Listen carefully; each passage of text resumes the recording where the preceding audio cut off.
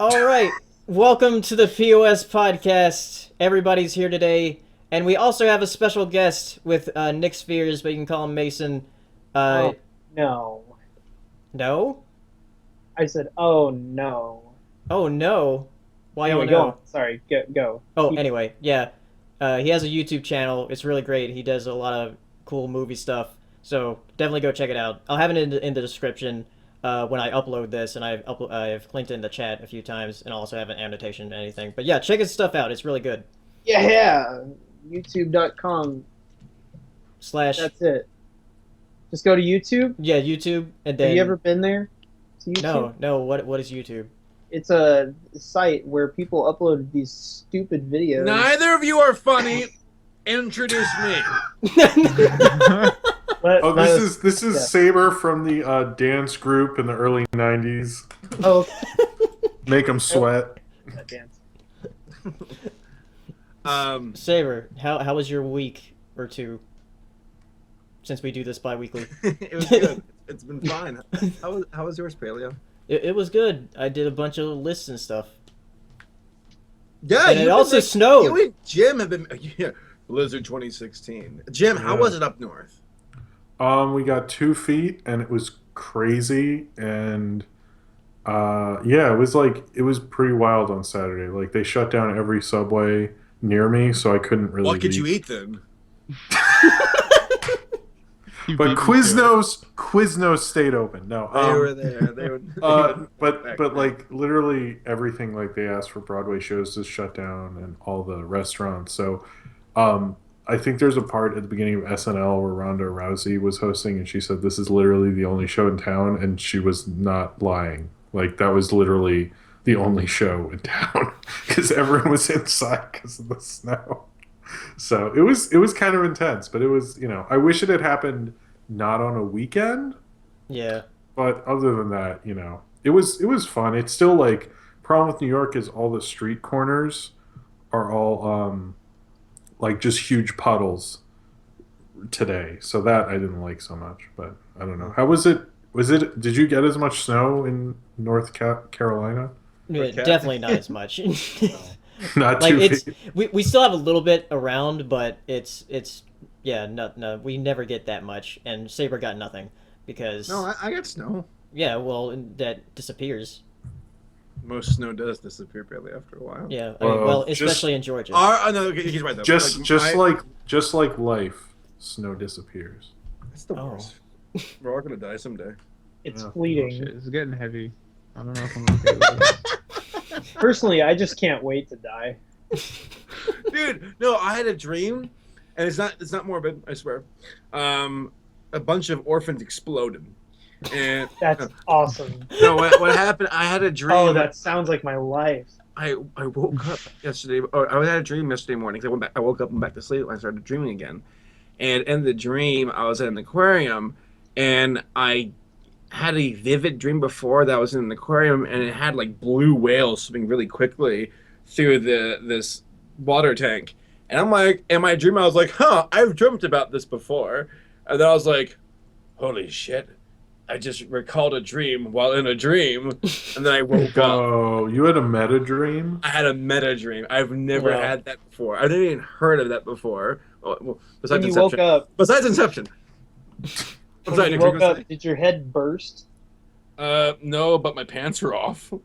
Well, that happens to me a lot. Anyway, Tom, how was your week? I heard that you aren't feeling well. Yeah, I've been in and out of the ER and the hospital and the doctor and all that shit. So that's been fun. That's why I'm a disheveled mess. I, I think they're supposed to call me tomorrow about the results of like a test I did and tell me what's wrong. I guess there's something wrong with my stomach. So Oh, that sucks. I haven't been eating anything, which is fun. So I lost 11 pounds, which is kind of nice. But I did a bunch of work today, and that was good. So I did a bunch of drawing, and I'm getting shit done, and that's better than dying. So Maybe hooray. you're not dying, you're just becoming a vampire, and that's why it's so I dark. mean, that would be cool. I'm okay with Yeah. that. I don't Oh, go out in the okay. sun anyway, so no loss. Really. See, telling you, you're a vampire. Just accept it. That's fine. Okay. Let's do it. Okay. Mason, how about you? You get any snow in Texas? Oh yeah, hello. From Texas. No, we did not get any snow, but it did get colder than a witch's titty out here. How cold? So cold. I don't know any numbers, but it was cold. And let's see. What else is there to tell? I wore a coat. The end. Yeah. I dealt with it like a man and put on a coat. And that was that.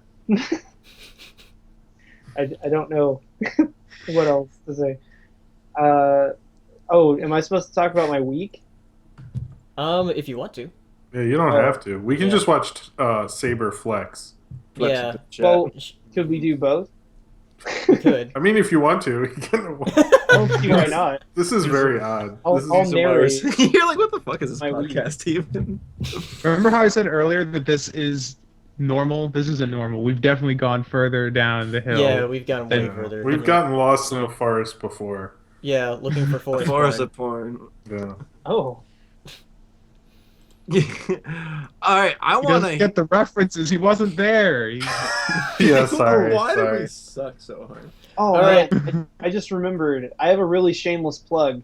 So I'm making a video about Alien 3 for some reason. If you're out there and you're listening, Alien 3, there's Cool. going to be a video. The Wait. end. The Xenomorph one? Yes. Cool. Wait, I is that the? 'Cause that entire series, from what I hear, is a mess. Where the first two were good, and then everything else is kind of like a mess from that Well, point. The first Well, two were amazing. That's here's the one and thing. two are fucking the shit. That's the thing about it. That's actually the point of the video, is like how much of a mess, but how they kind of overcame a little bit. So like the first two, yeah, they're great. They're fine. But the third one, there was a lot of problems in the production. But it's directed by David Fincher, who, if you know who that is, he directed most recently Gone Girl, but he also made Fight Club, so everyone knows who David Fincher is. He Yeah. made Alien 3, and other than the fact that some elements of the movie are like horribly bad, it's a pretty good movie. I like it. The one after this, after Alien 3 is Alien Resurrection. That movie's a mess. Mhm. And I also feel like both Alien versus Predator movies are in. I'm the only one who would like that movie. I remember like going to see it with my cousin and my uncle, and my uncle actually got really upset at the scene where, in the second one, where that one predator threw his little spinny discus, and it like this girl against like the wall. My uncle audibly in the theater goes, "Oh!" and just let out a scream. I love that. Well, it's not a terrible movie. But then again, I also like Napoleon Dynamite, so who am I? I like Napoleon Dynamite too. Yeah. Napoleon It's not a bad Dynamite. movie. Painfully Not- awkward.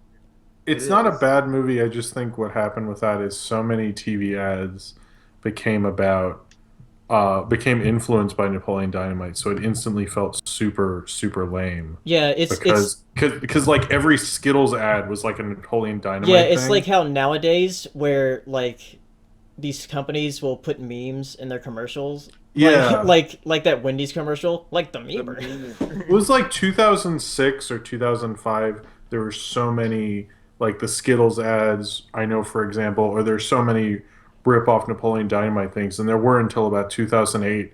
That I think it instantly made it super lame. But I still think it's like probably oddly one of the more defining movies of the 2000s. Not saying it's Agreed. one of the best. I'm not saying It's one of the most influential comedies of the last Yeah. years.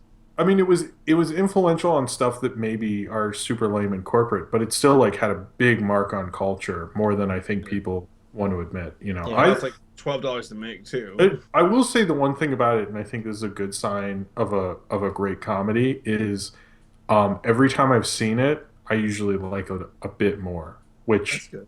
I mean, maybe not as much. I think the last time it declined a little, but like Spinal Tap is a movie that every time I watch it, it gets funnier. So Yeah. I love But- Spinal Tap. Spinal Tap is probably my favorite comedy. no, of all. Spinal Tap. I mean, Spinal Tap's better than Napoleon Dynamite, but Spinal Oh, Tap is yeah. a must. If anyone listening to this hasn't seen Spinal Tap, you should go do that. I mean, listen to this podcast first, but then Yeah. you can go see Spinal Tap. But it's amazing. Sure. All Yeah. right. Spinal Tap's the best. So if you want to ask us questions for the end of the podcast, our Twitter handles are right below there, and you can ask us questions. So the first thing we're going to talk about tonight is a horrible movie that Jim and I saw. Wow, you're just getting right to it. Yeah, Norm of the North. Tom, I want you to watch the 3rd episode of Lion Guard, by the way. I started. I know we're gonna derail right now. I started, but I was thinking I was gonna live stream it instead Oh, at some point. I went to watch that. Because I'm just I feel when I suffer, people seem to like it, so maybe I'll just live stream it. Yes, please do. I love watching. If people like to watch you suffer, then they should make you watch Norm of the North. yeah. I asked Paleo if there was a cam version of it because I don't, my car's broken, so I can't go to the theater. But I'd Somebody sit here and just bothered kill to do a myself. cam? That's what Yeah, I'm saying. Like, nobody is there bothered one? to get one. Has a movie ever been so bad that somebody just didn't make a cam rip of it? Well, Norm of the North. yeah, Norm might of the have been North better. so far. And look, I want to point out this poster for Norman of the North and how freaking smug he looked. Well, what I don't get about the image that's in the POS podcast thing, there's never a part. I mean, he goes to New York. Yeah, but it's not But there's- about him being in New York. Yeah, it's like they really play that up in the posters, but it's like it's not really about that. I don't know. Norm of the North. It's really like up there. I think maybe not as bad as Food Fight, but it's up there. Yeah, it's way up there. It deserves to be. It's like if Food Fight was a YouTube video, the related video would be Norm of the North. Yeah. if you put your thumb over his mouth and pretend his nose is his mouth, he's like, What the? Wait, I'm gonna try that. Oh yeah, he does it. What? It looks like a puppet. He just looks like a dumb puppet. But I thought for the longest time Charlie Sheen was the voice of Norm, but it's Rob Schneider. Yes, Rob which is, Schneider. If it was Charlie Sheen, then it would be way too close to Food Fight. Yeah. You Yeah, can't well, rip that's off what I Food thought. Fight. Yeah. I all kept of looking to see if anyone involved had anything to do with Food Fight, and they don't, oddly. But apparently, the director of Alpha and Omega was supposed to do this, and the whole idea of this one is similar to Alpha and Omega. Is they released the first one in theaters, and then they release straight to video ones for the rest of perpetuity. Is the idea, and apparently they already have 2 straight to DVD Norm of the North movie ideas ready to go. Oh. Which is like crazy. It's crazy that this movie isn't bombing as hard because it got not just critically panned, but like it didn't get screened for critics, and it seemed like Paleo and I got our reviews out like Friday and Saturday, I believe. Yeah. But it seemed like all the other critics who didn't get to see it like smelled the the scent of pure garbage and ran to it to give it bad reviews because like it got like on Saturday there were like so many reviews of Norm of the North going up. It was kind of crazy. So I think I'm surprised it hasn't flopped that hard. It's like kind of stayed consistent, but I think little kids don't read reviews. I've heard that. Yeah. I'm not sure. I mean, when I was a kid, I would read the New York Times film critic section and just argue. I'd be like, these points are far too serous for my tastes. I'm more of a kale person. It was a weird time in the 80s. So Well, there's a very important point to be made here, and that is that we are deep in the heart of January, and January is the worst time of the year for movies. Fuck you, it's January. Exactly. that's true.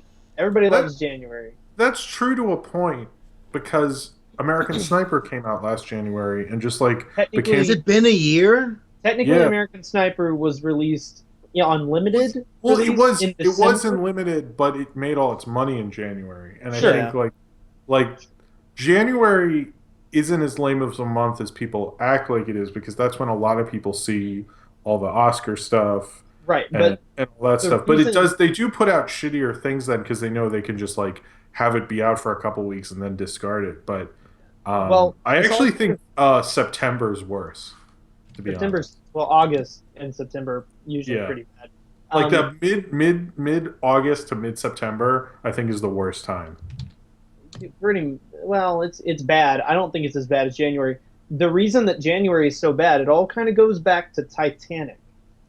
Titanic came out, and everybody was like, "Hey, we can start releasing big movies in December and like the winter months, and they make a ton of money because Titanic made Well, yeah, all that's why Star Wars wanted and Avatar as well want to be released that way is because literally there's nothing that's going to hurt Star Wars box office really until this Friday with Kung Fu Panda because that's taking all the IMAXs away. But especially now, and Avatar really started this, where you only have IMAX for a certain amount of time. If you come out around Christmas, no one's really going to fight you for those IMAXs, and the theaters aren't. The theaters can say no if it's a shitty movie that the first studio they don't care about. So, like last year, I think they had Frankenstein, Frankenstein or something. What was that? Sure. Was that it? Okay, I don't remember, but Sure. or Yo Frankenstein. So well, no, that was Hey, Arnold. I think it was called Yo Frankenstein in Spanish because it's supposed to be Yo, but everyone called it anyway. Shut up. But point is, Yo, Frankenstein. the point is that there's no competition, so people will be like I know people are like, well, there's nothing out. I'm just going to see Star Wars for the fourth time, Sure. and people will. So that's how those movies make money because there's literally nothing culturally really hitting for a little bit. Right. They can have all the largest theaters to themselves. But Kung Fu Panda, this weekend Star Wars will probably have its biggest decline because it's going to lose a lot of big theaters to Kung Fu Panda. But I think they'll keep Star Wars around in a lot of theaters because it's still fucking Star Wars, So Yeah, Star Wars is going to make money for the next month. Like it's still going to make good probably money. I wouldn't be surprised if it stayed in the top 5. But I also think Deadpool is going to be massive. I actually think February everything's going to get back to normal. I'm kind of expecting, this is way off topic, but I thought about this, is that Zoolander 2 comes out the same weekend as Deadpool, and I think Zoolander 2 is going to flop. It's going to tank. Yeah, because That movie's gonna going up against Deadpool, the love people have for the Deadpool movie is so extreme. They're not going to make room for Zoolander 2. It's just not going to happen. So Yeah, there's no way. Like that's the sure sign of, does the studio have faith in this movie? No one's gonna go see Zoolander 2 because the big Deadpool with all the hype is coming out. Alternatively, on the night that Star Wars was released, so was Alvin and the Chipmunks, Well, 6 or whatever. the And road guess trip. who saw that? No one. Well, but the road trip did okay actually. But the theory behind that is actually because of Avatar. Because Sure. Avatar, the Squeakquel opened right after Avatar. This is a joke. And because of the Squeakquel, a bunch of movies, because what happens with a big movie is not just that a lot of people just go to the movies and never come back, is they see the posters for other movies. They see what else is playing in the theater. It like gets them back into it. And so that's how Sherlock Holmes, the first one, made way too much. Same with the Squeakquel, and same with, I think, another movie. And they were hoping for that with Star Wars. And I think it actually happened with Daddy's Home, which made over $100 million, believe it or not. Because people are there and they're like, well, Star Wars is sold out. Or they're like, they see something else. Or they go, hey, that looks funny. We should come back tomorrow because it's Christmas. We have nothing to do. So that happens quite frequently with these big movies. Same with, actually, in Titanic, because so many of these girls were into Titanic, they all saw almost all the Best Picture nominees in theaters because they're like, I want to know why everyone's talking about Good Will Hunting and As Good as It Gets. So it does have this bubble effect, which they were kind of hoping for Road Trip, and it didn't. It ended up, I think, breaking even, actually, believe it or not. As much as I know, I saw the memes where people are like, no one's seeing the Road Trip and stuff, but it actually did okay. Believe it or It's not. weird because like people posted that like the night it opened. It's like movies don't make their money in just one day. Sure. Well, but that's the thing though. That opening weekend, you got to get the opening weekend. If you don't, then there's there's no real recovery. There's not the slow burn anymore. It's different in Christmas because what you have is you don't have opening weekends aren't as big in Christmas as the individual days are. That's more of a summer thing and other times of year. But the Christmas holiday, because people are off, you'll make like on the 26th, you'll make what someone would make on a Saturday. So it's a way different animal. That's why this Christmas we got so overrun with movies. Like even what was it, Sisters? That made like $80 million. Like I would never have that would not make $80 million. And literally no one wanted to see that. No, like I don't know anyone I know like one person who saw Sisters, but it's just like because they just know that they need that many new options because people aren't going to see the crappiest Hunger Games movie. So yeah, sure. Well, yeah, I read an article actually about Norm of the North. I did not see the movie, even though I do hate my brain, but I don't hate it that much. I saw. Okay, here's actually why I didn't go see Norm of the North. I really, at first you hear about a terrible movie that has a 0% on Rotten Tomatoes, and your initial reaction is like, "Awesome, can't wait." That's my reaction. I love bad movies. But I saw The Nut Job last year. Oh God! And there's only one thing you can say after you see The Nut Job: never again. And so this year, I saw the trailer for Norm of the North, and my initial reaction was to vomit. Yeah. And then I didn't go see the movie. Actually, I think Paleo and I had the opposite reaction. There was a podcast like way long ago. It's like, Paleo, did you see the trailer for Norm of the North? We have to see that. Yeah. Oh my God. We were like, I think Paleo and I were the only two who were like, this Friday we're seeing it, and we both saw it like as soon as we could. So you guys are the only ones there on opening night, like super hype? It was me, 3 kids, and just as many parents, and the parents were all looking at me like, "The fuck is this guy doing here? What's going on?" You guys had a better time than the kids? No, I did not have a good. You cannot. The kids had a better time than me. If it stars Rob Schneider, then there's a good chance nobody wins. that by the end of it you'll want to kill yourself. Usually, it makes me feel like an animal. Sure, Oh but I read an article about a week ago that said that literally every single critic in the United States of America hated Norm of the North. Literally everyone. Yeah. Yeah. It has a flat 0%. Everyone said it sucked. So I think that's amazing, actually. I love that. But then I think more movies should come out that are absolutely just unanimously hated. But then it'll get no Razzie nominations. You watch. Just like Strange Magic was snubbed. Yeah, Strange Magic was snubbed. You want to talk about a real snub? Strange Magic. That is bullshit. And Gem and the Holograms, and they have a category for best remake or reboot. And it didn't get nominated? It didn't get nominated. The Razzies are a joke. Bullshit.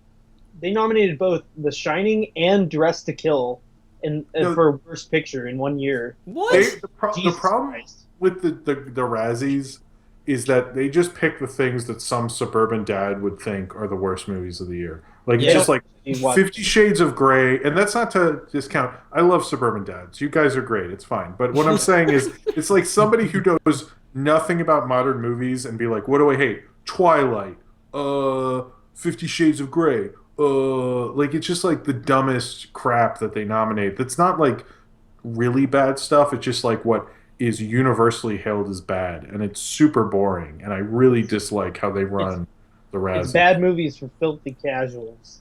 Yeah, it's just exactly. I just wish they would like. Why did they not do Gem or Strange Magic or even the last Die Hard movie? I remember more people were like mad at that snub than the Oscars. Because they just ignored it. It's like, fuck you guys. I hate...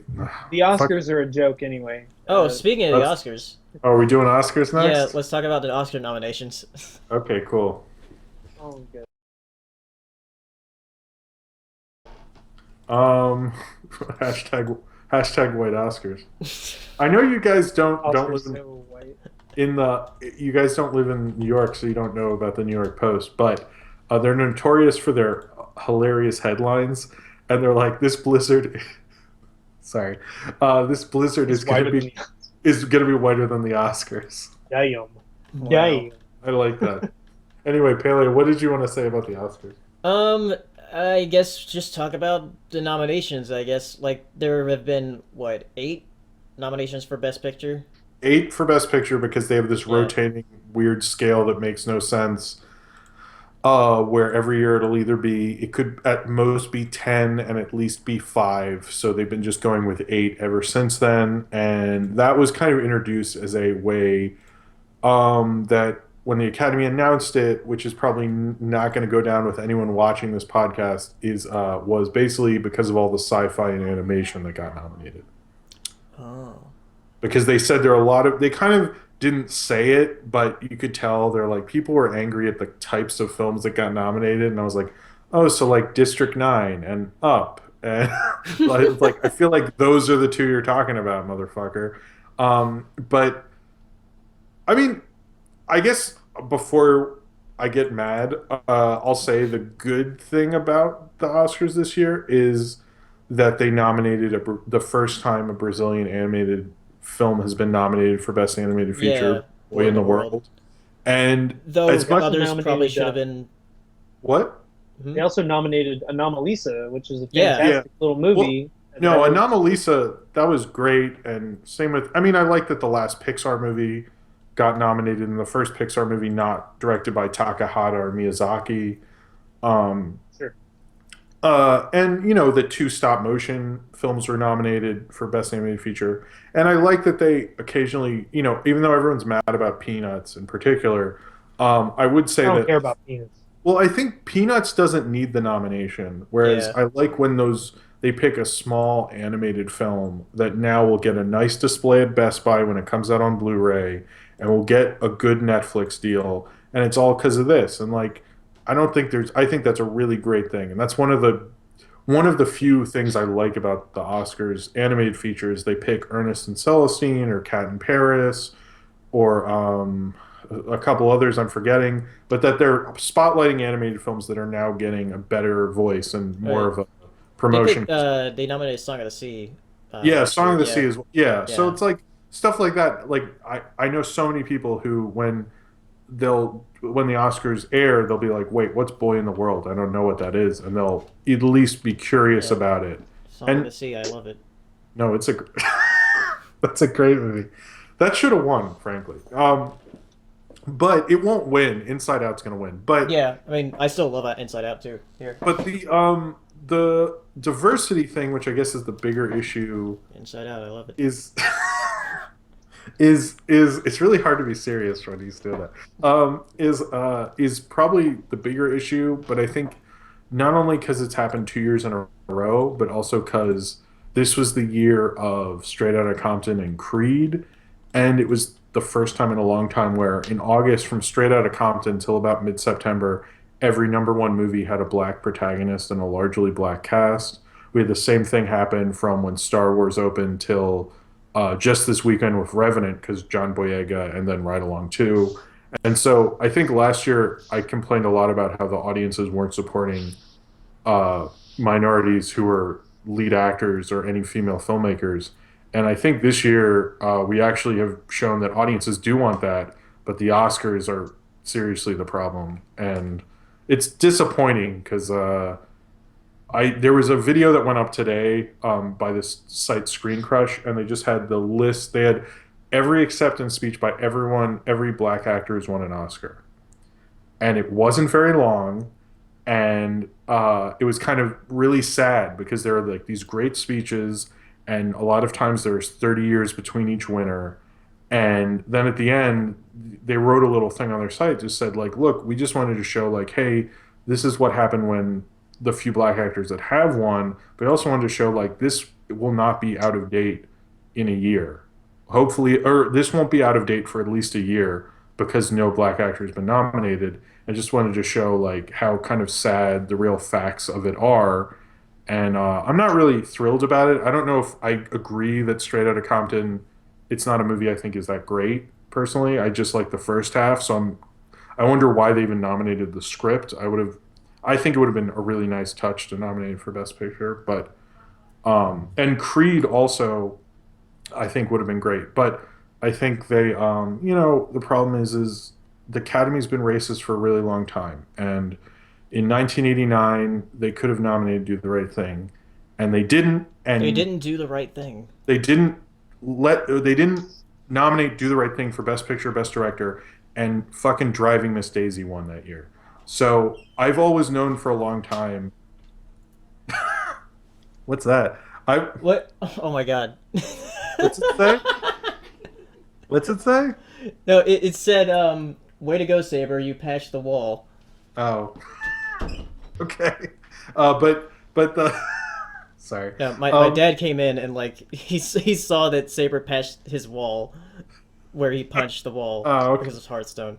But I will say that I think they've been racist for a really long time, and if you look at the films they've picked over pretty monumental films about black protagonists and the films that won that year, you'd be incredibly insulted and feel like kind of, I don't know, it's made me feel really sad. But I think I've noticed that that's kind of an older generation, and anyone in the younger generation is kind of like, this is unacceptable that this has kept happening. And I'm not saying we should just nominate minority actors just to nominate them, but it was kind of clear that this was a year that that should have happened. Like, are you fucking serious? Yeah. And also, Michael B. Jordan, I thought about a lot, and if you look at his filmography, the guy was on The Wire, Friday Night Lights, then he did Fruitvale Station, then he did Creed.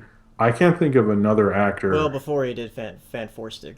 Well, yeah, but he rebounded from that. Yeah, he rebounded really strongly. Yeah, but it's just like, if you look at his filmography, except for Fantastic Four, he has a really strong filmography. And I think, actually, if he was white, he would have a nomination, which is incredibly depressing. That's just, like, so sad it, like, hurts. Because it's just, like, he's so talented, and by the time they'll, like, accept him as a legitimate actor, he'll probably have moved on to like big blockbuster stuff and be like, well, why the fuck should I even bother?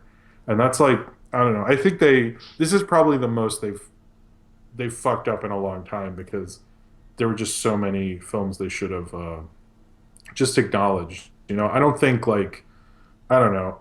I've never really thought they were the best. I just kind of like them for superficial, silly reasons. But this was kind of I knew it was going to happen too. I even said to my wife the night before the nomination, like, I bet you Idris Elba's not going to get nominated and White Oscars is going to come back. And it was sad. I mean, it's just like Sam Jackson didn't get nominated. There's just so many that I'm like, and also, to stop me ranting, the one last thing I wanted to point out is you had a great movie like Tangerine and had so many great. That's every year. What?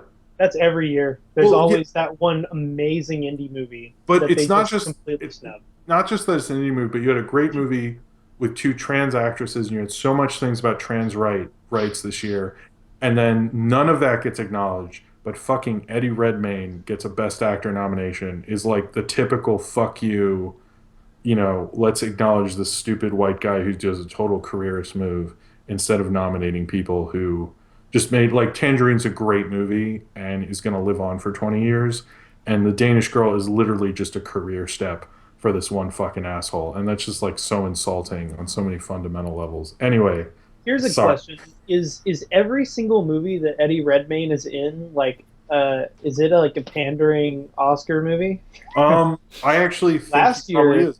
No, because My Week with Maryland, Les Miserables, then you get what's it, Theory of Everything. The thing is like, I don't think I didn't see Danish Girl because it would have just been me yelling in a review and in the theater, and the police would have gotten involved. But like, I think he's actually talented, but he just has such bad taste that's like, I kind of don't give a shit about how good of an actor he is, because I don't want to see any of those movies. And until Theory of Everything, he sucked in everything. Like, he was like, every time I was like, why do they cast him in things? Like, I never understood it, because he was so bland. It was like watching mayonnaise on toast with Vaseline dried out in the sun for 2 years, and then I had to watch this movie where that toast would act or something. It was just like I don't like him that much. I don't know.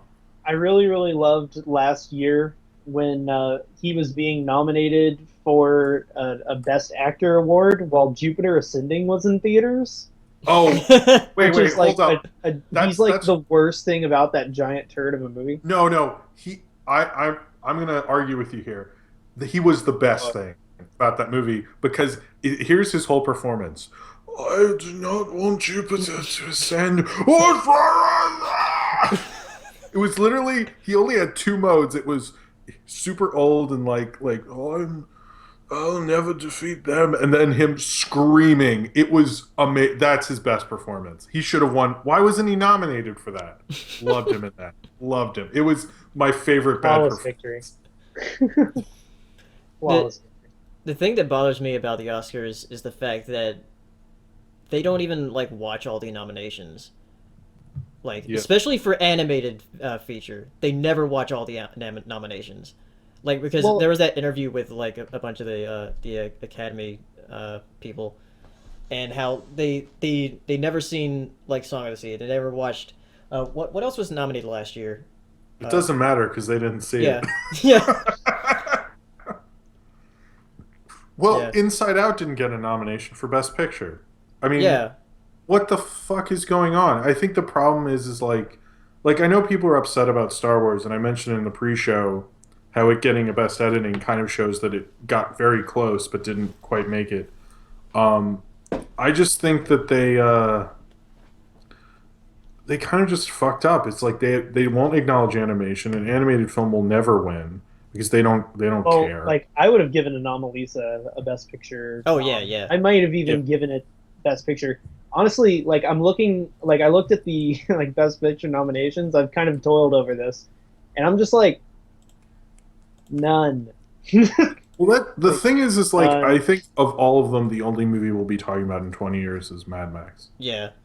I mean, maybe The Martian, which I think is good, but Spotlight is such a flash in the pan of a year movie that like. Well, I think we'll be talking about The Big Short's editing style. I don't care about not really because it's just like the problem with Big Short is just fucking. It's short. It's just Annie. It's short and big. Taking the Annie Hall thing and just messing around a different style. Well, it's more than that. They're doing a very French New Wave approach to it, which is what I really like. No, that's not. Sure. No, sure. No. They're doing a fight. How is that French New Wave? It's breathless. That's not breathless. Sure, that's maybe fartless, but it's not breathless. I mean, that's not breathless at all. There's no part in Breathless where Bridget Bardot is explaining shit in a bathtub. No, that's true. But I mean, so that's not. I'm talking about the editing style. Yeah, but it's not. That's not French New Wave. Sure, it is. The editing style is French New Wave. I think. No, I don't know. No. Mommy, Daddy, stop fighting. Oh, I'm not fighting. I don't care. I mean, I watched Breathless. Like, I love that film. It's one of my favorite films. Mm-hmm. I saw that for the last time maybe like 2 or 3 weeks before I saw The Big Short, and I was pleasantly surprised at the usage of editing to tell the story.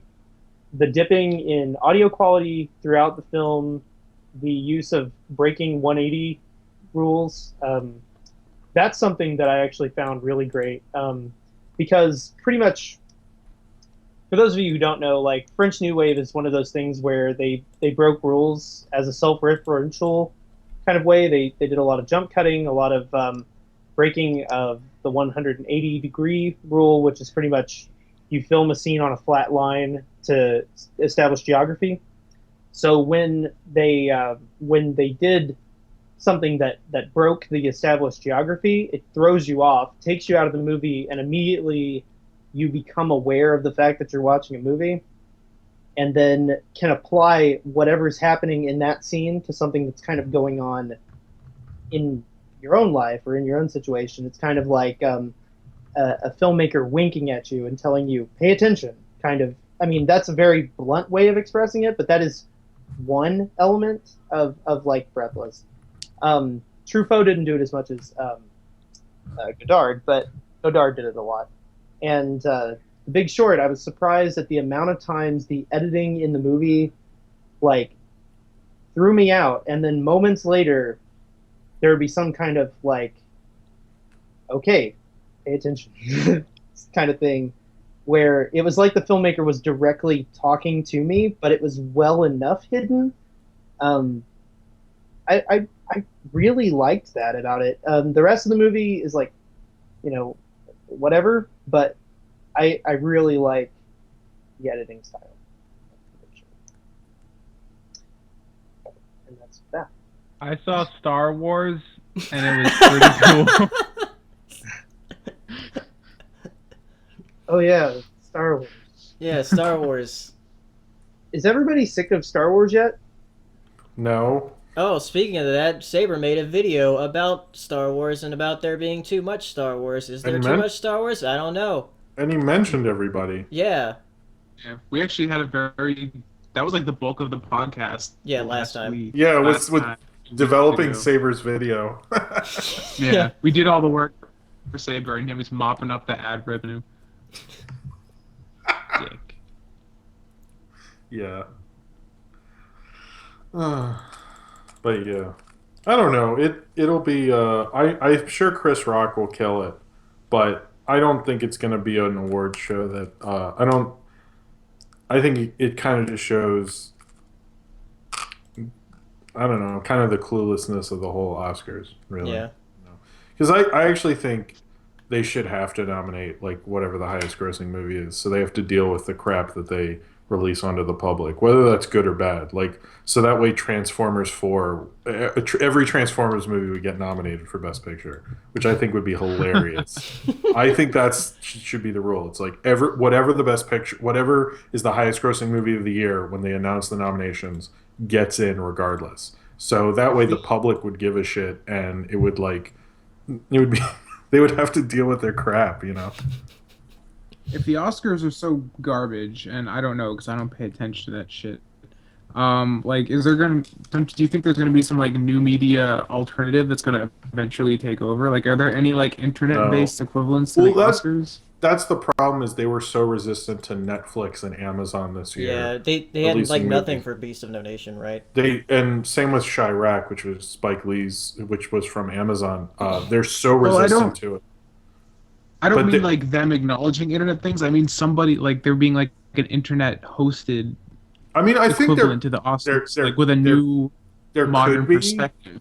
But the problem is the Oscars represent something, and to build up an award show would take time, and it's not like the streamies or the webbies really became much. Yeah. So I think that's the problem. Is like the Oscars didn't just come out being the Oscars. They were like, it took them a while to be built up, and then people were like, oh, this is a big award, and now everyone who gets into movies wants to win it. It just took them a long time to get there. So if they're going to do that, if they keep becoming antiquated, they're just going to collapse under their own weight. I mean, they're not going to care anymore. They've been trying to seems like fight it's already that. happening. They've been trying to fight it, but it feels like this year they like did not. And I think the public will still go wild when DiCaprio wins, which he will. There's no way, unless he turns out he eats live babies and is really into Mein Kampf and stuff. I kind of hope that he doesn't win, just so everybody like freaks out again. I don't know freaking out every year. The shit show would be fucking great.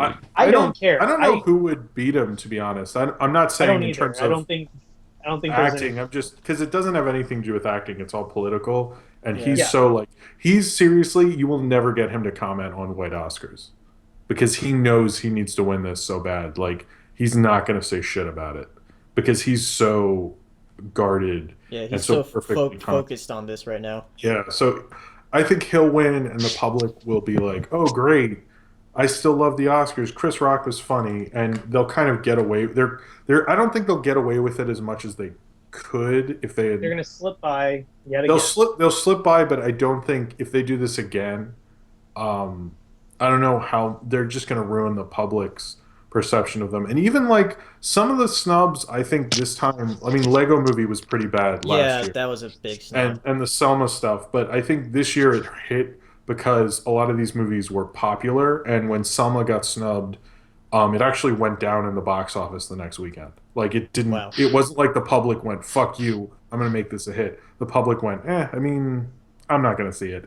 So like this is the time where like the public got motivated and was into it, and the Academy missed it. So I think, but I think missing like Going Clear, I heard a lot of people getting mad at that got snubbed, and it's like that they're not recognizing what people are into, and going in this other direction is just not working for them. So it's also like they'll be like for the art of movies, but they don't give a shit about the art of movies. I mean, that's pretty clear. So like just stop it. Just like come up with stuff that everyone will like and will be fine. You don't need to pretend like this is for art. We all know it's not. Just like nominate Star Wars and Inside Out and Straight Outta Compton. We'll all be fine. It's like nobody cares about Spotlight. Come on, just let it go. The thing is, like, the Academy Awards come from this time period when Hollywood was run by the mob, and this is kind of true. Well, it is true. So it's kind of this thing that for a long time it wasn't even televised. I don't think. It started before there was television, but it didn't get televised till the 50s. Right, and they did it more as a studio way of protecting their core of actors in LA, like keeping them. I guess was perfect. It was a it's studio. kind of that. Well, it's that, and it was originally made because they felt that they weren't getting taken seriously as an art form, so they introduced it as both a promotional platform and a way to say, this is what we consider the best of the best. But it's really become a way to promote a certain type of movie during a certain time of the year. That's really what it became. But they used to make. It was also that this was a time when it started and when it became this imaginary Oscars that it never really meant anything. If you watch all the movies in '53 and then see what was nominated, you'd get just as upset as we get now. It's always sucked. But you had these producers who cared more about movies, and they were movie people. And I think what's happened is you have this shift, and they're all money people. And when it was people who were movie people, they were all big movies that got nominated, like that people saw in theaters. And now that we have money people, it's odd that it's moved in reverse, and they see these indie movies that nobody cares about. So, Well, and then again, they go in so far because they don't see the indie movies that really nobody cares about that actually are promoting. Those like, they're not future going of to. cinema. Yeah, they're not going to do El Mariachi or Tangerine or something, because that's too crazy for them and too violent and whatnot. But they will nominate like Room or Brooklyn or things like that are like safe. It's like art house stuff that your mom would enjoy. That's what gets nominated. Right, and like Room, it's cheap, and that's about it. Like, Room is still by the guy who did. It's a good script. I mean, it's the guy who directed Frank, Lenny Abramson, and he's. Yeah. I don't think Room is I actually don't think this is a bad Best Picture year. The films that are nominated, I wouldn't say any of them are as horrible as usually. There's like last year, Imitation Game and Theory of Everything were just bad movies, and this year I wouldn't say any of them are straight up bad. There's ones I don't particularly love that much, but I would actually say that this is actually a better Best Picture year than normal. I just wish they'd picked different movies, but the movies they picked aren't horrible by any means. I mean, they're never my picks. Like, I think last year I would have liked to have seen. What about Sicario? I mean, where's that? Sicario only got cinematography and a score, which is a bunch of crap. Yeah, Prisoners didn't get anything that year. I mean, last year Villeneuve made Enemy. Enemy is an amazing film, and nothing. Under the Skin, like. Experimental. Yeah. Well, that's the thing is like critics aren't voting for the Oscars. They're these, it's the studio system. Yeah, so it's like that's kind of the thing that has gotten that gets all weird with it, because in 20 years, like it's like the Do the Right Thing, Driving Miss Daisy thing. They really cared about Driving Miss Daisy, and most of the people voting really believed in it. But Do the Right Thing gets studied every year, no matter what. Oh yeah, Do the And right Driving Miss Daisy gets only talked about how the fuck did that win the year of Do the Right Thing? Like, I think that's the only way anyone will remember that movie. Well, I And think Pulp Fiction was skipped over for something too. what was? Pulp Pulp Fiction. Fiction. I think. No, Pulp Fiction. Forrest Gump beat Pulp Fiction. Oh yeah, that's right. Pulp Fiction I mean, was really, when you highly- look back at those two, which one is more like experimental? Like, which one actually promoted cinema more? Like, Yeah, Pulp I Fiction don't created think its own genre. they don't think about that, or like how much horror has been disregarded, or animation. Oh, yeah. And even like no documentary has been nominated for Best Picture. And there's like, if you really go through it, there's a lot of really horrible things that they've done over the years. But Sure. Yeah, I was actually really surprised last year that they went with Birdman, because like Birdman, out of all the films, was kind of the one that did. yeah, but Birdman's an art movie for normal people. I guess. I mean, that's how Inarritu, that's why he's successful, is that's the one art movie they see, and then they can feel like they're smart, and then go see Avengers, and, you know, not see an art movie all year. And that's how Inarritu works. I mean, it's I didn't hate Birdman, but it's like fairly clear that's what's going on with him.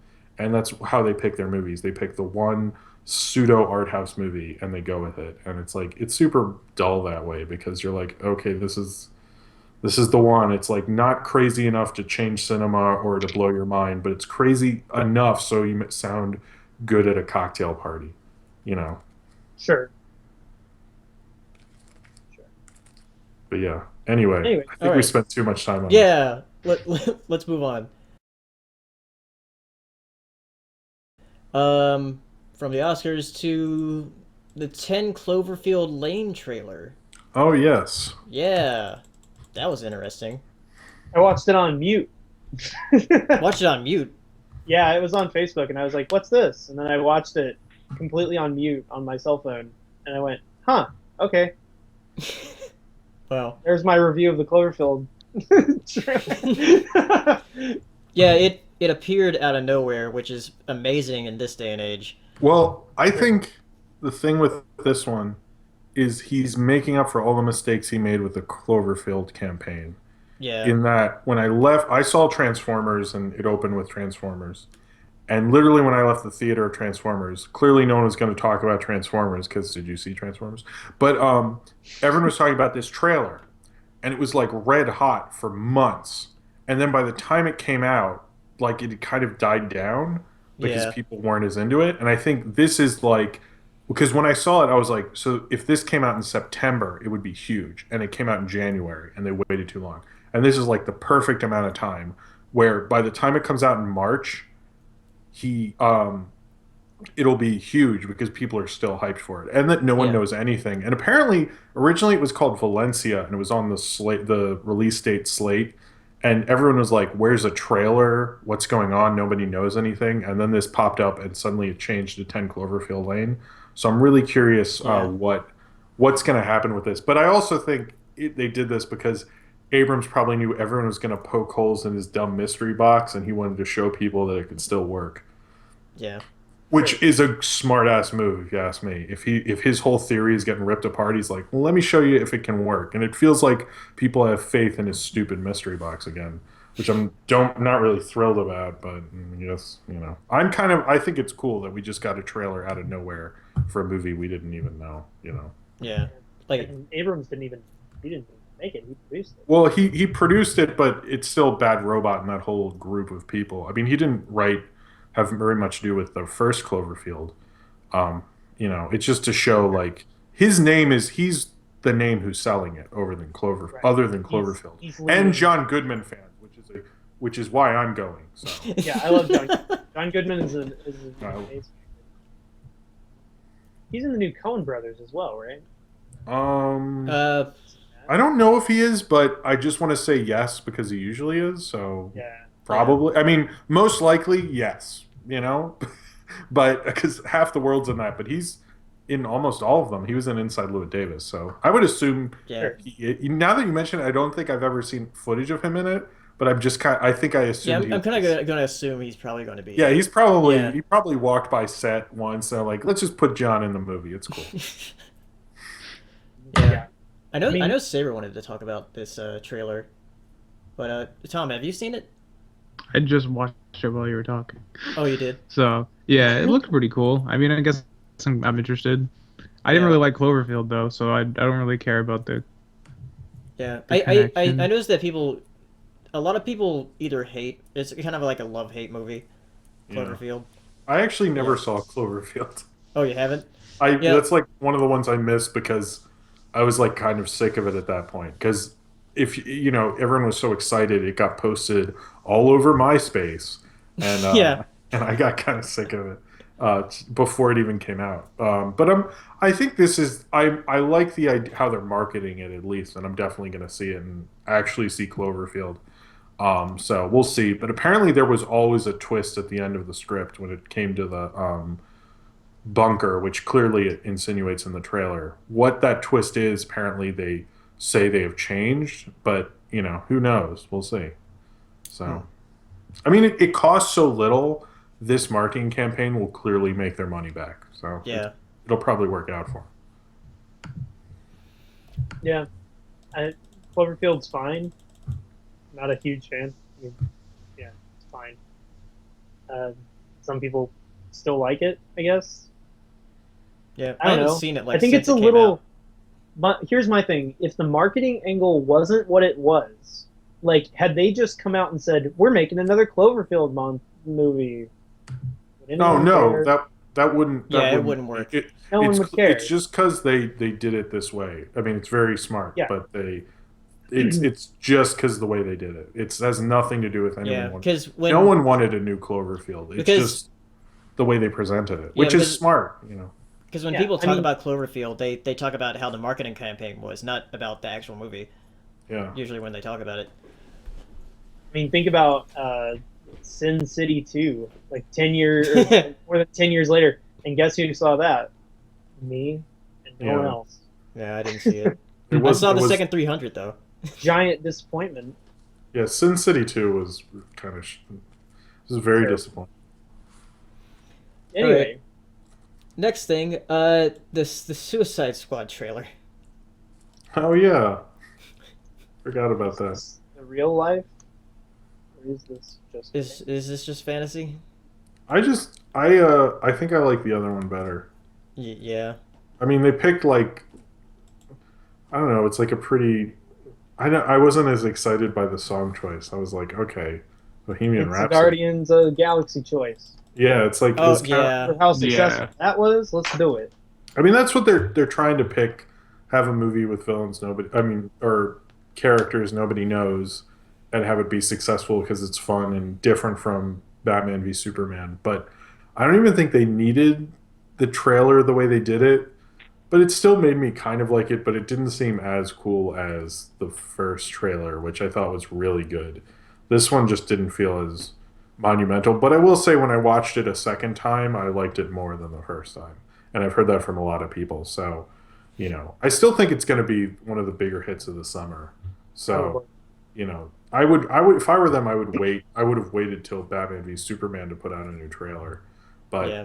you know, Well, I, like many other cynical assholes on the internet, can't wait for the superhero bubble to burst, for all of it to end. well, this will be the year for it because you get. Oh yeah, We're having literally every Second. month, almost we get a superhero movie. Yeah. It starts with Deadpool, then Batman v Superman, then Captain America: Civil War, and then X-Men, and that's all before Memorial Day. So, Yep. so I think the public will get a little sick of it this year, but I don't think it'll crash the way everyone expects it to because No, of course not. None, Uh, none of these movies crash anymore. They just their budget gets cut, and then they start to look cheaper, and then people are like, it looks cheap." Well, and honestly, the funny thing is Suicide Squad will do really well and it'll rebound and people will be like, oh, well, it didn't bomb. Its superhero movies are fine. And then Doctor Strange, which will be a different kind of superhero movie, will do well. And it's just that they can't make these very superhero-ish superhero movies. I think people are sick of those. They're just fine with it if it's Winter Soldier, where it's a political thriller, but it's a superhero movie. If you do that, I notice it's fine, and usually it's a lot better. But if you just do full-on Age of Ultron stuff, the public is not as into it. So I don't think I honestly don't expect to see that as much until at least Infinity War and Justice League. But I still think the public's not going to be as into those because they're kind of souring on it a little. Yeah. I just think Well, like I mean, if you look at the year, it's like a weird year as far as like superhero movies go. They're just like Yeah. Suicide Squad. Like that's not a traditional idea. They can't just make a Batman movie or a Superman movie or a Justice League movie. It's Batman versus Superman. Okay, Deadpool, the most untraditional superhero ever. Other than like X-Men, which looks pretty traditional, and Captain America: Civil War, which I mean, even that, it's like heroes fighting heroes instead of, making hero movies. It seems like they're all kind of catching on to the fact that they need to do something different, like quick. So, I think it's a risky year. They're all taking risks, and I think I don't know much about comic books, but I know that in the timeline of comic books, we're at about that point where they start to get weird because they get desperate for people to go and read. So it's kind of the same. Age of Ultron is okay. Like it didn't do as much money as they were probably hoping, and it wasn't the biggest movie ever. Like no movie is a giant success unless it makes like $4 billion anymore. But they're like, okay, we're gonna go with some weird ideas in 2016, even though they've had these planned out for like years now, like 2-3 years. I don't know. I feel like they might be getting a little overconfident. I don't know. It's the strangest thing. I think in 20 years, we're going to be looking back at this period in film history and ask a lot of questions as to what was going on. Yeah. So, Tom, you're the resident comic book person. What do you think? Well, I mean, in terms of like Suicide Squad, I don't really know how I feel about the movie yet. It's just because it is like definitely a different kind of energy than the superhero stuff we've been getting before, and I've always been more of a Marvel guy, so I'm like I don't have a huge attachment to those characters, and just because I'm like a comic book nerd, like the interest in the character going in is really what drives a lot of my interest going to see these films, which is why I'm one of the people who just like I'll watch these forever because I've been reading the comics forever and I don't give a shit. So like I'll go see Doctor Strange, I'll go see like everything up through like 2020, and when everyone else is like, oh man, I hate these movies now, I'll still be like, come on guys, they're still good. So I mean, I still liked Age of Ultron, to be honest. Yeah. I think the reason that people are like kind of not interested in the traditional superhero film anymore, or like Age of Ultron didn't do as well as the original Avengers, is like you can't recreate the original Avengers, because like it wasn't the fact that the original Avengers was a good movie, it was the fact that all those characters were in one movie, and like once you've pulled that trick, you've pulled that trick. Like you do it again, it's not. We're not going to get that feeling back, right? Like you've already done it once. It's also that I think the bigger thing with Marvel continuing is that the thing with Marvel is usually that the first issue and the beginning arc is really well known, and then when you get into the arcs after that, it gets more and more obscure. And like when you get to Age of Ultron, that's like kind of a Marvel story that you'd see in issue 46 or some, deeper in the run. And I think way more people who are supposed, I mean, I don't want to call everyone out and say they're all posers, but a lot of people who are like big comic book fans suddenly like don't even know who Ultron is and aren't really that into it because it's like more of what Marvel actually is rather than their minor understanding of it. Yeah. And I think people were kind of going like, wait, this is what Marvel Comics is like? I didn't know. I didn't know. I didn't know it was like this. And I think that's kind of the thing Marvel's going to have to face, is that people are going to have to deal with it. Like what Marvel's a lot of continuity. I mean, like X-Men in the end 80s, you could barely read it if you hadn't read 10 years of issues. So I think Age of Ultron very much reflects that. And for me, I grew up with Marvel. I like Age of Ultron because it's like that. But if you're a casual audience member, you're going to be like, what the fuck? Like movies aren't supposed to be like that. Yeah, it's what we've always been talking about. Is that like Yeah. as Marvel continues to like diversify their cinematic universe, they're going to run into the same trouble they're doing in the comic universe. Is that when you're required to watch all these other movies to understand what's going on, it's going to be Yeah. very difficult to build a new audience. People who haven't Yeah. seen it before, they're not going to be able to walk into, even like for Civil War, you walk in to see that movie and you don't know who Bucky is. You're like, what the fuck? Why do I Actually, care? that's funny you bring that up because a lot of people, when I saw the Civil War trailer before Star Wars, were like, "Who's the Winter Soldier?" Like they hadn't seen it, and it's like so much of that trailer revolves around the fact that you've seen Winter Soldier, you've seen Age of Ultron, you've seen Avengers, you've seen this Yeah. and that, and there's so many people in the theater who had missed one or two of those movies and were like, "What's going on?" And I think that's really cool that Marvel's doing that because no big movie studio thinks about that. But I think that is, I'm wondering what they can do after Infinity War because I think that's the point where you've gone way too far and they Yeah, might have you're to like just, really deep in. yeah, like, are And they like going to the have whole thing is like, ultimate movies and then the continuing movies or. well, the whole problem I think is that they're using the same kind of strategy that they're doing in the comics, and like you're doing really good right now because it has like this mainstream appeal, I guess, and like the public is interested in these kind of movies. But the further you go, the more complex and dense they get, the harder it's going to be to build your audience. But if you keep going, you're going to have that dedicated fan base that has watched all the movies that is interested. The difference is you can do that in comics because you whip out a comic in a month and it's like super low budget. To put out Yeah. like a multi-million-dollar movie and like have dwindling returns like that, it's going to start like fucking them over for long term unless they do something to make it more approachable. Yeah, no, absolutely.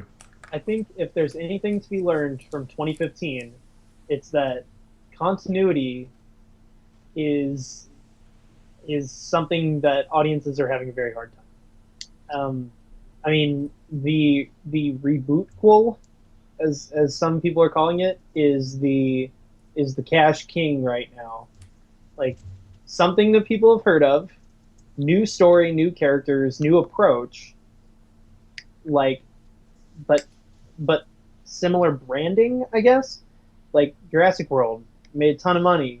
Star Wars made a ton of money. Mad Max Fury Road. It didn't make like as much as they were hoping, but it is very much like the same kind of Creed reboot quote.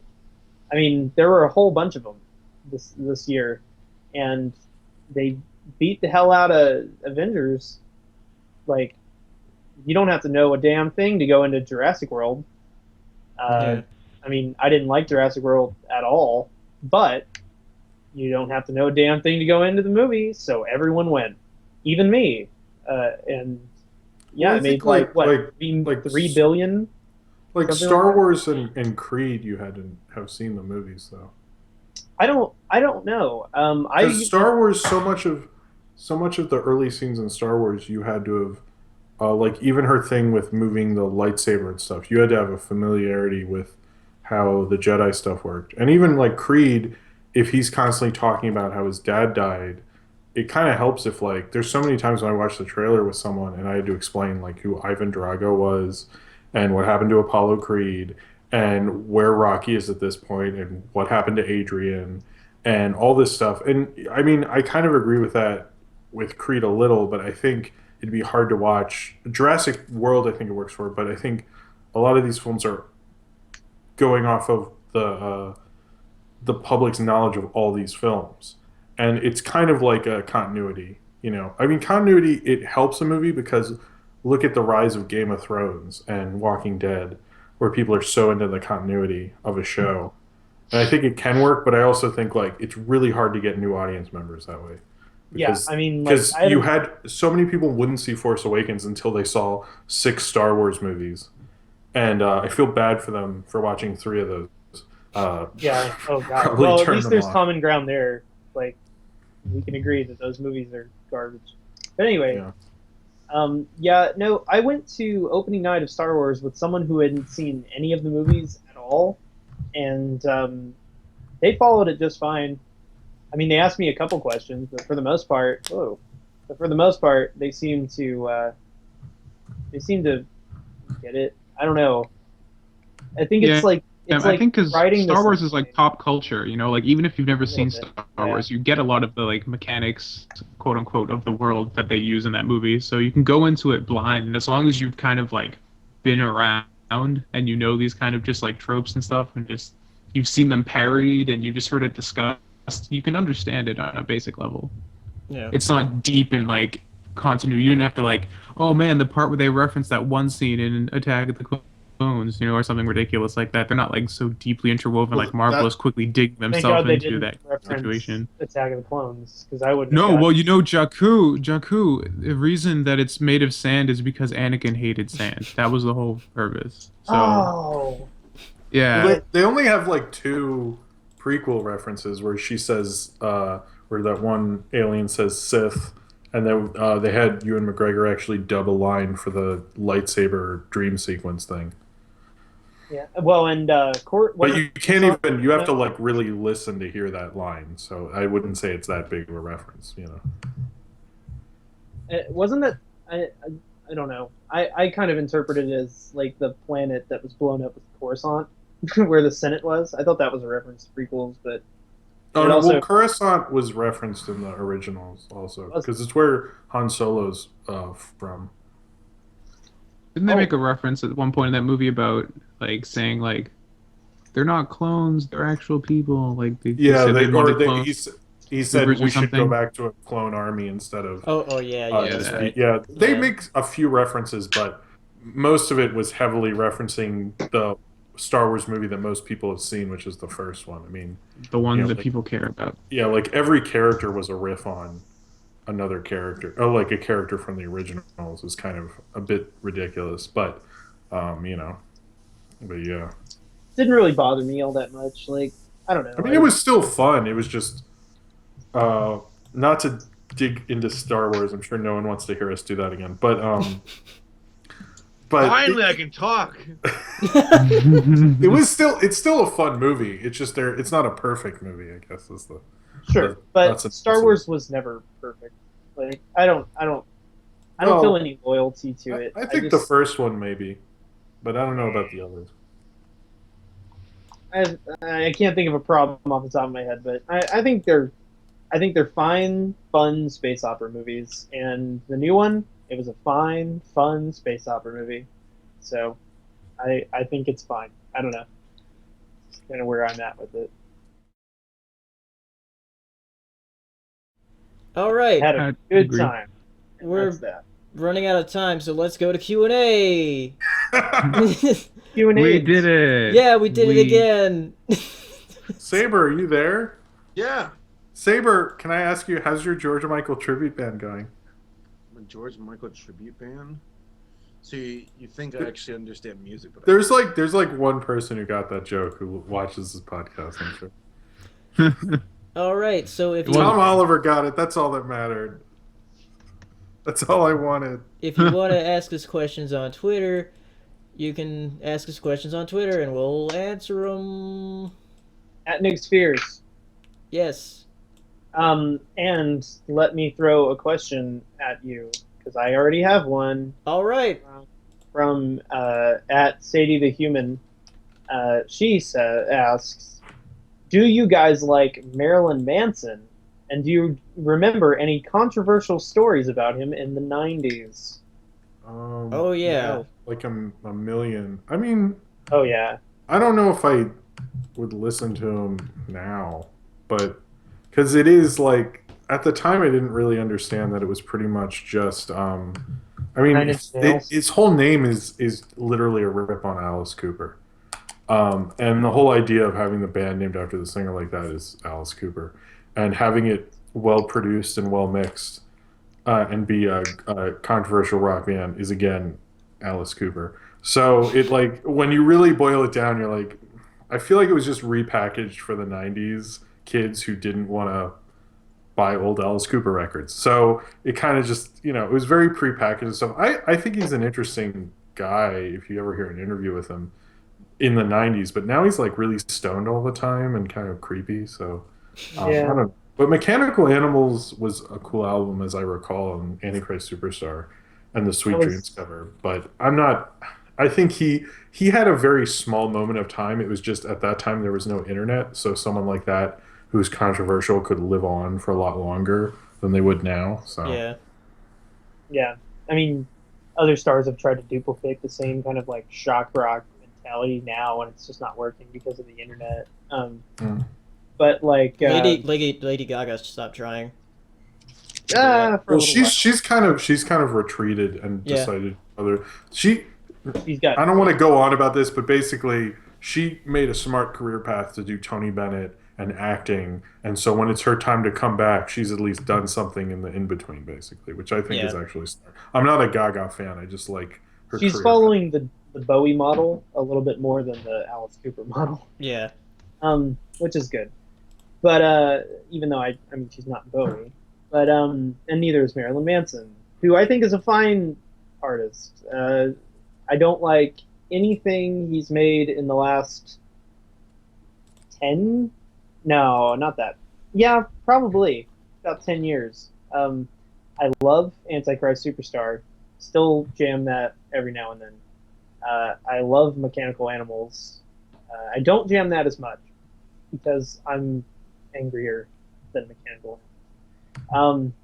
But I think he's fine. He's a gimmick. We can all agree he's a gimmick. He's a giant marketing scheme, and every time he talks, I see right through it. Like, he's a giant marketing scheme.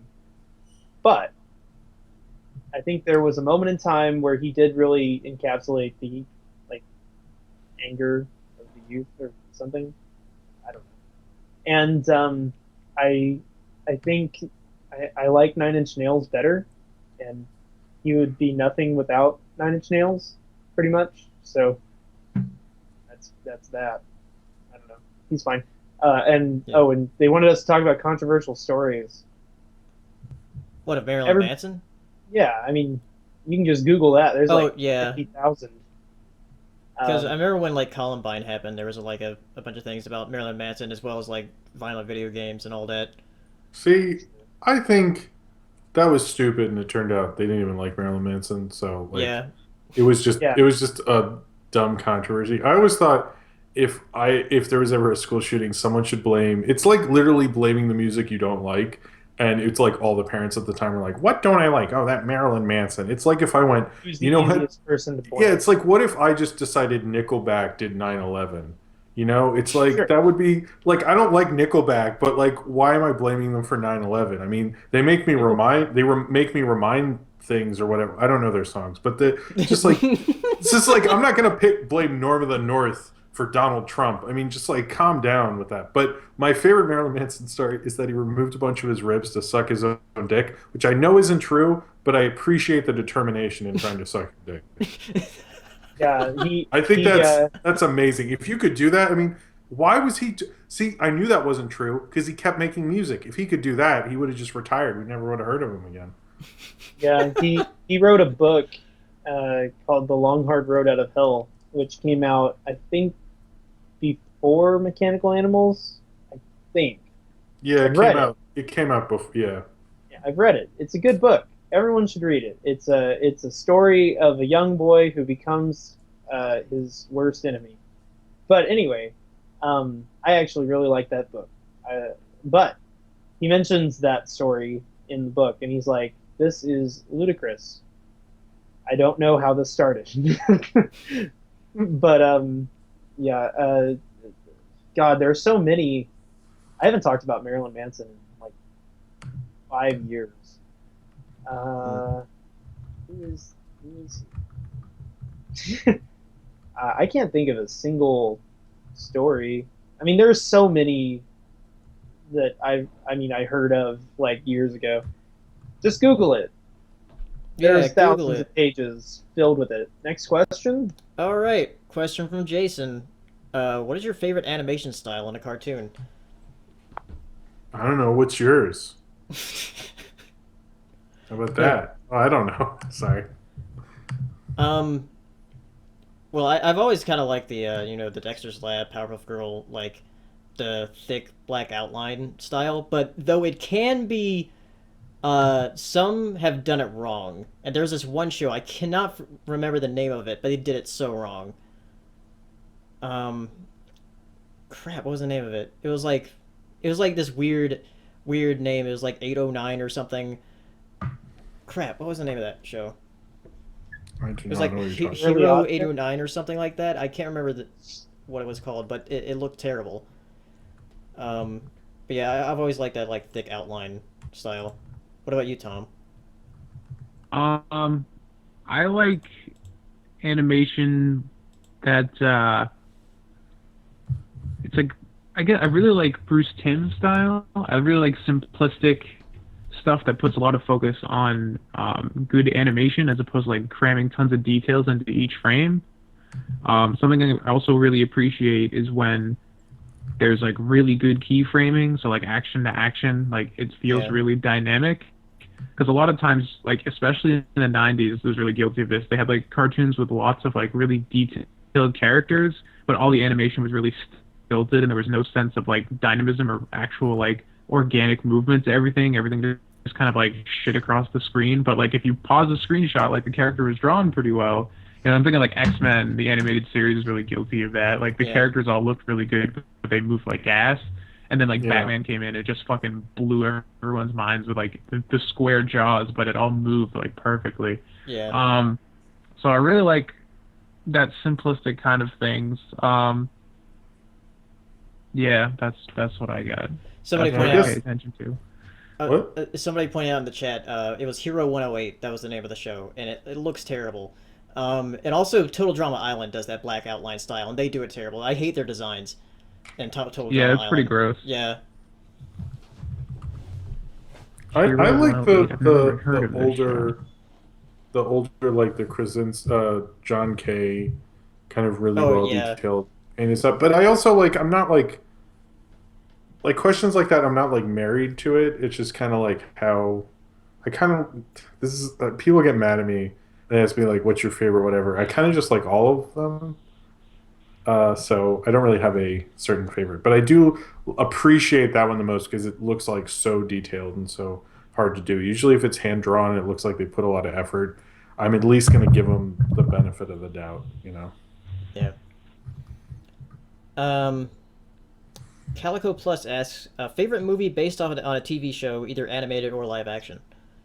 Favorite movie 21 based on Jump a Street TV should show? be in there. Yeah.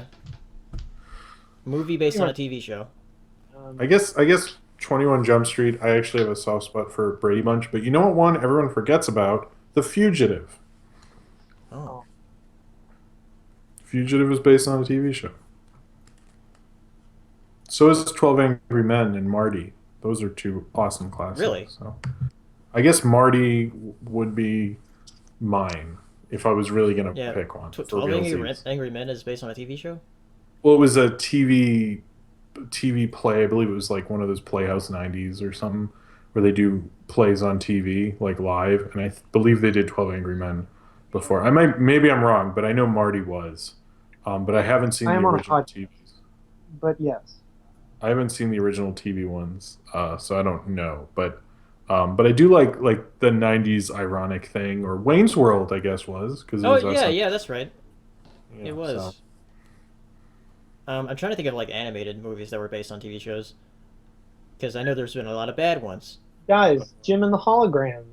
Oh yeah. You guys are missing the best one. God. Yeah. How could you miss that cultural uh, landmark? I didn't. That classic didn't- feature film Trust me, I directed didn't by miss. talented people. I didn't miss that. Whoa, let's not go too far. All right, talented people. Come on. But I did not forget that one. Oh boy. Oh, somebody said the Addams Family movie. Oh, you know who directed Yeah, that? those are fun. They're not the best. They're fun. What's his name? Barry Sonnenfeld, who did Men in Black and shot Blood Simple Yeah. and stuff. Blood Simple's a good ass movie. Mm-hmm. Anyway, how's your sex life? No, what's the next question? Give Should it to me doggy style. Jim, you got one? I thought I did, and now I'm like, But Put your questions in my rear cavity. Oh, Twitter.com/Nyx Fears. here's from Alex Greer, who I'm sure he told me how to say his name right and I screwed it up, who's also a nice guy in general. But he said, thoughts on the Keanu trailer. Oh, the thing from Key and Peele?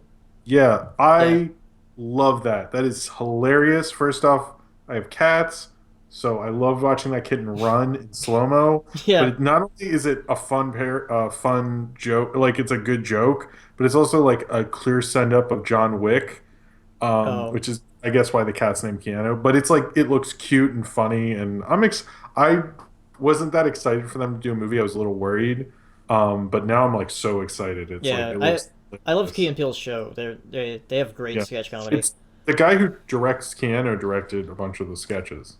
Oh, cool. Yeah, I think they have really good like comedic chemistry. Yeah. Anyway, I've got some Twitter questions here. Cool. Jim, I don't know who that is. Pick one to watch: Norm of the North or The Judge. Oh, you're Jim. Now I know. I guess The Judge, because that's like At not least The cool. Judge is live action. That's they're both terrible. But I mean, Jim, North of the North has less incest jokes than The Judge does. incest is wincest. So I Here's another one for Jim. Will you review 13 Hours? probably not. Why not? Oh, is that in there too? I didn't see No, that was my addition. Oh, I was going to what happened? Oh, you know what happened? Boy in the World happened, and I got a chance to see that Thursday night, and then I saw Norm of the North, and I thought, as I do like to follow what Michael Bay's doing, just because even though I don't like him, I just am curious. But it didn't turn out to be a major movie, and it's kind of like, eh. And I did Lone Survivor and American Sniper, so that's pretty much why. But I might see it on TV, but I don't think I'll review it, just because, I don't know. I'm not that into it, and I feel like if I reviewed it, I don't think people would care that much at this point, unfortunately. But I was planning on it until the Oscar nominations came out, and I was like, I need to see Boy in the World, like, right now, so... Saber, stop slouching. And you have a Favorite question. 2010 decade Mickey Mouse short. Oh yeah. Holy shit. What was the one? There's a couple good ones. The one where it's all in Spanish at the World Cup. Oh The one yeah. where players get taken away. There's been a lot of really good ones. This new series is. I've never really been that let down by it. It's always pretty fantastic, and they're all on YouTube. So go to their YouTube channel, wherever that is. I don't know where, but it's there. It's on like Disney Shorts, I think that's what it's called. Saber, I realize Saber looks like he's in Vanilla Ice's posse in the early 90s. What's amazing is that my hair gets really like. Oh my god, he just went from Oh my god. to 1994. My hair Now he is looks like thick. Saber. Are you in Color Me Bad? Jim, I want you to know, do you know so many more movies than I ever will? No, that's a singing group. That's not a movie. Point proven. I know nothing. That reminds me of. Have you ever seen the Eric Andre show? There's a bit in that where like there's some guest and Eric Andre turns to the guest and is like, "You ever heard of Waka Flocka?" And and she's like, "Is that a band or a song?" And then Hannibal Buress is like, "That's a man." Anyway. That's what I think every time Saber comes on. Like, that's a man. That's a man. Thank A you. man. All right. Another from Calico Plus. Favorite Wes Anderson movie, if you've seen any. Oh, Rushmore. Next question. Oh, mine's Rushmore. Fantastic Mr. Fox. Rushmore Yeah, or I love Fantastic I honestly Mr. Fox. really like That is high up there, but not Rushmore? I haven't seen Rushmore, so so. good. Oh, we'll see. You got to see That's the best one, bro. Rushmore has the most charm of any of his movies, I think. But I think GBH is probably one of his best made. I don't know. All of his movies are on a very equal playing field for me, with the exception of Darjeeling. I think that one was a little undercooked. I like I always think the worst one is the Life Aquatic. Soup? That- Oh, but I love that one because of dolphins and stuff. I really I've tried to watch that so many times. I just don't. Yeah, I just don't get why critics hated that one. I was like, why? I just don't don't- like it. I just don't like it. The story just goes on. It like doesn't have enough strength. It's like I just don't. I just can't get. I haven't watched it in a while, so Listen, I I'm can't. a marine biology guy, so I love it. Oh, so you like to? Yeah. Well, I just didn't. You're biased. I'm biased. Paleo. Yeah. I couldn't. I saw that in the theaters. I've given that movie so much money to give it another shot, and it just hasn't worked. But I tried, people. So just so you know. I love that movie. I don't know. Anyway, favorite movie based on a TV show. Oh, that we did that one. what are the rules of the horror genre? The rules? Oh, okay. If you do Don't anal, have you'll sex. survive. Don't leave the room, and never say "I'll be right back." Hey, Paleo, do you want another beer? Sure. I'll be right back. No, you won't. See, that was from Scream. Thank you. Get it? Yeah. Wes Craven. Yeah. But seriously though, if you do anal in a horror movie, I think you'll be fine. No one's covered that yet. No, that would still. We should try it. That still counts as sex. No, it doesn't. Okay, Yeah. moving on. I'm not that would be an amazing debate to have. They can't see it. You gotta put your hand out more. What's your dad doing? Nope, put it down more. Nope. No, you can't even read it because it's too pixelated. What does it say? But it says Tom and Jim, get your ass out there and shovel snow for $13.50 an hour because people are offering that. Really? There's not enough Well, I have snow a where real, I tell your dad I have a real can't job. do that. Jeez.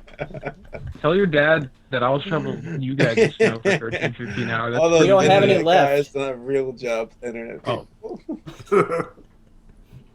At least he assumed correctly in the majority of the cases. But yeah, Ozzy all asked if we talked about the Zootopia trailer, which we didn't. We didn't. Oh yeah. I still like it, but I prefer the trailer with the sloths, which every time I saw it before Star Wars, the audience was like cracking up and falling on the floor. Yeah. Yeah. So Honestly, I think that's like- the best trailer. There's something about that movie, like the trailers, that just really intrigue me. Like I feel like it's gonna be a movie that I'm It looks really gonna pretty. enjoy. That's why. Did you? For me, it was the first trailer. I was like, I don't think this will be good. But then all the after the sloth trailer really won me over. Yeah. It's just I the Can't wait writing for the seems next really generation sharp, of furries. dude.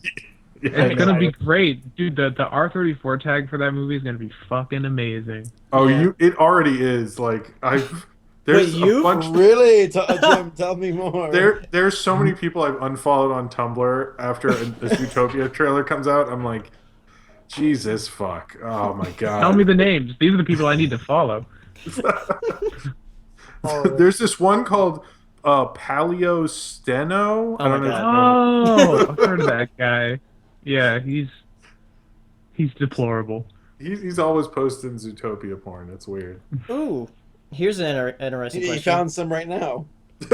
Yeah, he's like, let's move on right now. All right. Jaden asks, what's your favorite short-lived cartoon? The Clerks cartoon was pretty good. I Yeah, liked Clerks Over the was- Garden Wall. Well, that's Hey, not. Yeah, That's, but that's a mini-series, though. It's not a Shut short your mouth. All right, Yeah. I'm talking right now. Oh, Symbiotic Titan that got canceled. yeah. Lucy, Daughter of the Devil. Oh. I like that Would show. Young Justice count? Because that got a couple seasons, but it did get canceled before its time, and I thought that was great. No, I would say short-lived being like just one season. just one season. I guess Clerks definitely. Yeah. That has Mission way more Hill. sense. Ooh. Yeah. Yes. Watch Mission Hill. Mission Hill's really good. Hey, It was really good. Anyway. Wonder if you What are some of you guys' favorite movies of 2015 and why? Inside I mean- Out because I'm biased. Paleo and I both did top 10. Yeah, so we did. Well, I I feel did like- top sevens. Or you did top. I liked it when you would be like, "Here's my top 7." Yeah, because I accidentally said top 10. So, Oh, really? That yeah. was fun. That was really. I was like, man, if he did that on purpose, he's a fucking genius. Because that's really good. No, I mean, mine was. Mad Max was kind of my. I felt my. I guess the one I picked is the best movie. Yeah, of the that year. was my number one live action. My number one Oh. animated was Inside Out. I mean, I guess my number one animated was also Inside Out because that was my number 2. Yeah. So Though but Anomalisa was right behind that. mine Anomalisa or for the yours? win. Was Yeah. your? I didn't see your animated one. Was your Anomalisa? Yeah, that was number 2. Anomalisa. Anomalisa. Yeah. No, mine was 3. We have very similar lists. You were right. Yeah, and then I had Shaun the Sheep on there too for number 3. yeah. 'Cause Oh, I had that above Peanuts. you know what I saw? And this blew my mind. I saw someone with a water bottle, and the water bottle was Shaun the Sheep. Really? Yeah, it was really cool. I was Huh. like, where'd you get this? Like, they're like, I don't know, it sold out real quick. I was like, damn it. Oh, it looks so and it had legs. It was so cool. I'm so jealous. I should probably just go on Amazon, but I'm just gonna complain about it. Best films of the year. Mad Max Fury Road, definitely one of them. Anomalisa. I like The Big Short. I like the other ones. I don't know. The Big Short sounds to me like a regular sized midget. The Big Short to me sounds like an amazing porno. Anyway, let's see what else is happening on the internet. Yeah. Oh, what was your favorite meme of 2015? Favorite meme? Oh my god. DJ Khaled, come on. Hey, another one. Oh, well, You this smart. one's more of a 2016 meme, but I love the Matter of fact. Jared Leto stuff. You a genius. Saber. Go buy your mom. My favorite meme of Go buy your whole 2015. family a house. Yeah.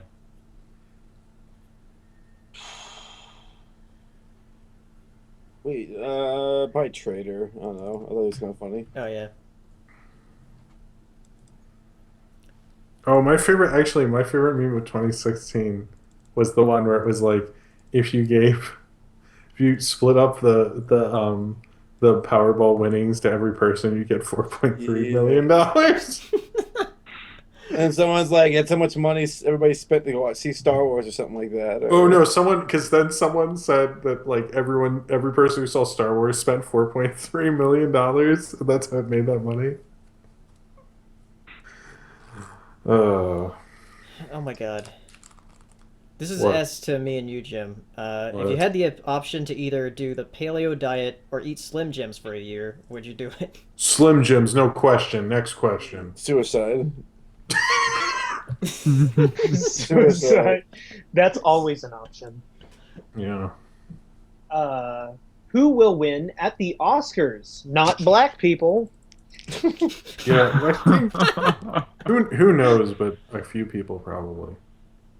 I'm gonna guess Revenant might get it because of Birdman last year. Well, you know, if The Revenant gets it, this is the first time someone's won 2 Best Directors back to back and 2 Best Pictures back to back. Yeah. It's gonna happen. I'm hoping it doesn't, but it does kind of look that way right now. The But only other who knows? movie I We have think a couple. What? The only other movie I think that could give it a run is like The Martian. People seem to really like that movie. Well, Yeah. it seems to be between Spotlight and The Revenant, but I think it's a couple weeks and a lot can change in that time. So, but right now it looks that Revenant or Spotlight are kind of the two, but I think it might just go to The Revenant. So, Maybe. Who knows? yeah, We'll do a few Jake more and then Cal- we'll. yeah, Hey. it's kind of late. Shy Fro asks, "How are you?" I'm good. I'm okay. I'm tired. I would feel better if I was on a hallucinogenic drug. All right. Anyway, Madden 96 asks. Oh, Madden 96. This was like one of the first ones. What do you think is the best movie to watch on a bad movie night? elves. Oh no, Fateful Findings. Fateful Findings was the best bad movie of the decade. Oh, you know what? Jaws 4. Jaws 4 is terrible. Jaws 4 is so bad it's amazing. Jaws 4 is the best. Is my pick. But seriously, if you guys have not watched the Neil Breen film yet, it will hurt your brain in amazing new ways. Fateful Findings. Shout out to Neil Breen. You're an amazing man. Keep making what you do. The Crazy Diamond asks, do you guys think a new Indiana Jones movie will happen? Yep. They said it will, but when it will happen will be one issue. The other issue is the real star of Indiana Jones is Steven Spielberg. So not getting Spielberg to do it would be the biggest problem for me. Is like Harrison Ford not being in it is kind of a problem, but Spielberg not doing it is like I really don't think they if they're gonna do it. I don't think they should do it. I think they should just I don't know do some more young Indiana Jones shows or something. Just don't do another one, please. You know what's going to happen though. Like, I mean, Star Wars just made that much money. Indiana Jones, like, they launched that thing. Like, well, that is part of why they bought Lucasfilm is for that also. But I don't think the nostalgia for that is as strong as Star Wars because they kind of killed it with that Crystal Skull bullshit. So we'll see what happens, but I could honestly see it not happening because Disney also has a really full slate, and that's why they didn't do that Tron movie. So if it's gonna happen, they're gonna have to announce it 50 years in advance or something because I'm really excited to see Shia LaBeouf come back and be the new Indiana Jones. Oh yeah, I am excited for that too. By the time they make it, he'll have to be old Indiana Jones anyway. Speaking of actual cannibals, Shifro asks, if the 5 of you got into a cannibalistic fight, who do you think would win? Saber. Yeah, Saber definitely. Saber would win. Saber doesn't give a fuck, but Tom is a vampire, so Tom would win. I'm like a skinny, broken vampire. So you'd still win. That's a vampire trick. I'm not falling for your vampire tricks, Tom. I wish it was a trick. And stop trying to ask yourself. He always knocks on my door and he's like, let me in. And I'm like, I'm not falling for that shit. Slam the door in his face. I just want to play video games with you, Jim. Jesus. I don't have a system. Why do you keep asking? That's what vampires Why do you think I have the Nintendo in my hands every time I show up at your door? I know that's a vampire trick and it's an empty pizza box that smells weird. I'm not falling for it. I wear garlic all the time because of you. What's a film you really wanted to see, but it got canceled?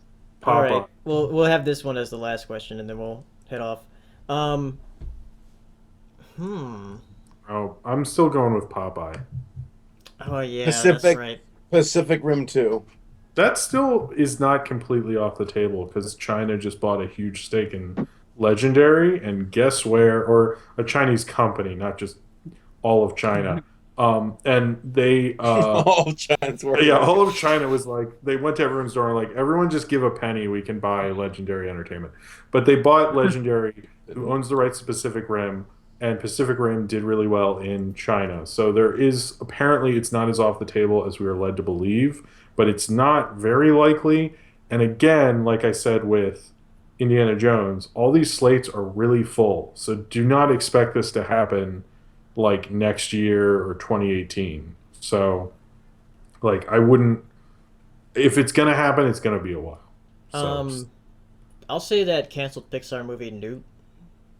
Hasn't there been a couple canceled Pixar movies? Yeah, there's been a few. Yeah. Maybe if we're lucky, they'll cancel that new Alien movie. No. Oh no. That's happening. Are they making another one? Yeah. Oh god. They still have time to cancel it. It's okay. Neil Blomkamp is directing it. The director of District 9 and nothing else good. Neil Blomkamp? Oh, he certainly gave me Elysium. I don't know. Anyway, I think sure gave me chappy lips, whatever. What were you doing with him, Paleo? Paleo, don't make out with Neil Blomkamp. We've talked about this. Haley, I'm Chappy disappointed. boy. Crappy What Chappy. That was my first POS podcast. I believe. Yeah, it was. Crappy was- Chappy. Happy Chappy. That was my favorite POS podcast title, next to Forest Porn. Oh, yeah. All right. All right, Yeah. are we ending this shit? Yeah, we're done with the show. Yeah. So Shameless plugs. yes, shameless plugs. Go Hello. to Mason's channel. Mason, tell him where you can find you. You can find me all over the place after I shoot myself. No, Oh. I am on youtube.com/Nyx Fears. You can find me by just doing a little search. Or you can find me on Twitter at Nyx Fears. I'm also on Tumblr at nyxfears.tumblr.com. And I have other things. Facebook, and that should do it. Just watch my videos. They'll... Okay. Yeah. All right. Alright, yeah. Go check Anybody out else his stuff. shameless It's plug? really good. Hey, do you remember the hashtag? Let's see if it worked. Oh yeah. Mason, I will Hashtag- say, before Hashtag give the show, Paleo $1.